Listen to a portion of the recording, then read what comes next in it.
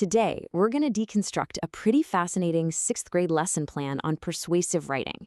And what's so interesting about it is that it's not just about how to build an argument, it's also about building a very specific kind of character. So let's dive in and see how it all works.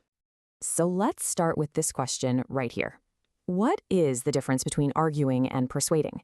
Is it just about being the loudest person in the room? About winning at all costs? Well, this lesson plan has a very, very clear point of view on that, and it all starts with a surprisingly solid structure. All right, let's get into the blueprint. Before we can really understand the why behind this whole lesson, we gotta get a handle on the how. Okay, now check out this 6-step formula. For sixth graders, this is incredibly thorough. I mean, you don't just state your opinion and give a couple of reasons. No, you have to anticipate the counterclaim. You have to think about what the other side is going to say, and then you have to actively refute it. It's not just about broadcasting your own thoughts. It's teaching them how to engage in a real structured debate. Honestly, this is a framework a lot of adults could probably benefit from, right? And this isn't just theory they're learning. Right away, students are tasked with taking this 6-step formula and putting it into practice. They have to draft an 8 to 10 sentence paragraph. It's all about direct application, really drilling this powerful structure into their heads so it becomes second nature.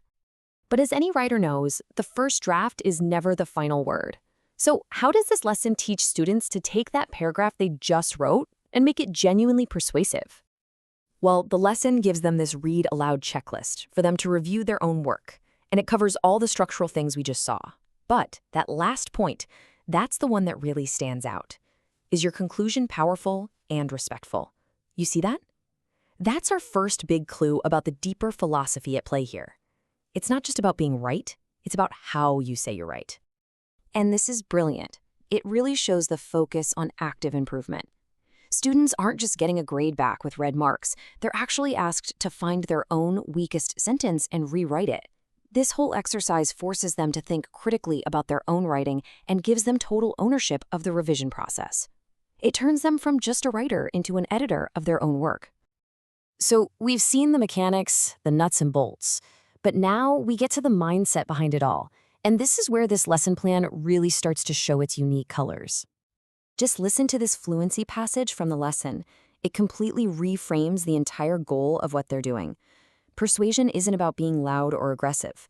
It says true persuasion listens, it reasons, it respects.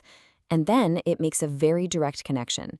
It links this model of communication, one that's filled with truth and love, to a specific religious figure, Jesus, holding him up as the ultimate example of a master persuader.